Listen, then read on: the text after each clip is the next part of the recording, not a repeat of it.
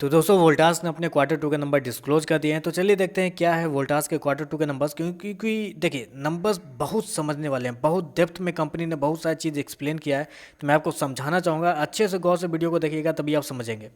पिछले क्वार्टर में क्या था, पिछले क्वार्टर में 2741 करोड़ का रेवेन्यू था, पिछले साल 1688 करोड़ का, इस क्वार्टर में 1739 करोड़ है। तो साल दर साल कंपनी का रेवेन्यू बढ़ा है लेकिन क्वार्टर क्वार्टर घटा है। तो आप बोलेंगे कि अरे घट गया रेवेन्यू कैसे हो। देखिए एक चीज़ मैं बताऊँ, जुलाई अगस्त सितंबर का जो क्वार्टर होता है, जो ये क्वार्टर है अपना, इस क्वार्टर में हर साल कंपनी का रेवेन्यू इसी के आसपास आता है। हर साल रेवेन्यू में गिरावट आती है क्योंकि वोल्टास मेनली एसी उसी बनाने का काम करती है, रेवेन्यू मोस्टली वहाँ से आता है कंपनी का। तो इस वजह से कंपनी का रेवेन्यू हर क्वार्टर, ये सितंबर वाले जो क्वार्टर होते हैं उसमें गिरा हुआ देखने को मिलता है। तो ये सरप्राइज नहीं है मार्केट के लिए, याद रखिए। ये रेवेन्यू के अंदर गिरावट सरप्राइज नहीं है मार्केट के लिए। आप सरप्राइज हो रहे होंगे लेकिन मार्केट सरप्राइज नहीं होगा ऐसे रेवेन्यू से। एक्सपेंस, चलिए एक्सपेंस देखते हैं क्या हुआ है।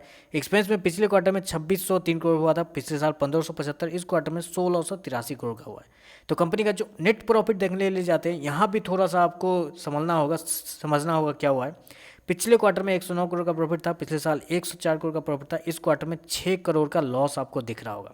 अब चलिए मैं आपको एक और चीज़ समझाता हूँ। इस क्वार्टर में क्या हुआ है, कंपनी को 106 करोड़ का लॉस लगा है एक्सेप्शनल आइटम के थ्रू, जबकि पिछले क्वार्टर और पिछले साल में कुछ नहीं लगा था। तो इस क्वार्टर में कंपनी को 106 करोड़ फालतू के पे करने पड़े हैं एक्सेप्शनल आइटम में।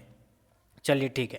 अब दूसरी चीज़ मैं आपको दिखाता हूँ। अगर आप रिवेन्यू में से कंपनी के एक्सपेंस को घटा देते हैं, उसके ऊपर कंपनी का फ्यूचर डिसाइड करता है। तो चलिए देखते हैं क्या है।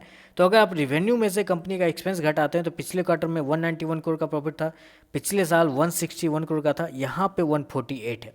तो अब यहाँ पे हल्का सा दिक्कत ये है, निगेटिव रिजल्ट इसलिए बोला जाएगा क्योंकि नेट प्रॉफिट पे नेगेटिव नहीं है। नेगेटिव रिजल्ट इस बेसिस पे है क्योंकि पिछले साल से कंपनी का रेवेन्यू ज़्यादा हुआ है। ठीक है, पिछले साल से रेवेन्यू ज़्यादा हुआ है तो पिछले साल से कंपनी का प्रॉफिट भी थोड़ा सा ज़्यादा तो होना चाहिए था, लेकिन नहीं हुआ है, जिसकी वजह से कंपनी के अंदर प्रॉफिट के अंदर गिरावट देखने को मिली है। अप्रोक्सीमेटली 8% के आसपास की गिरावट है साल दर साल कंपनी के प्रॉफिट के अंदर, अगर बस रेवेन्यू में से एक्सपेंस को हटाए तो उस हिसाब से थोड़ा सा निगेटिव सेंटीमेंट क्रिएट होता है।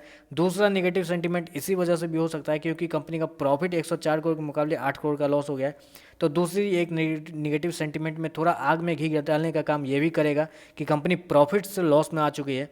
तो ये दो वजह से मुझे लगता है कि थोड़ी सी नेगेटिव रिएक्शन होगा इस मार्केट के अंदर, इस शेयर के ऊपर। तो मेरे हिसाब से थोड़ा सा संभल के रहिए। शेयर अभी 3-4% की तेज़ी आज देखने को मिली है, तो कल अगर जितना जल्दी हो सके 2-3% की गिरावट पे अगर मार्केट खुले तो बेच के निकल जाए, वो ज़्यादा बेहतर हो सकता है क्योंकि सेंटीमेंट थोड़ा सा वीक हो चुका है, जिसकी वजह से मुझे लगता है कि शेयर के अंदर गिरावट थोड़ी समय तक बनी रहेगी। तो बस यही बताना था, साथ में बताता वीडियो पसंद आए तो लाइक कीजिएगा, साथ में हर चैनल को सब्सक्राइब जरूर कीजिए। आज के लिए बस इतना ही, धन्यवाद।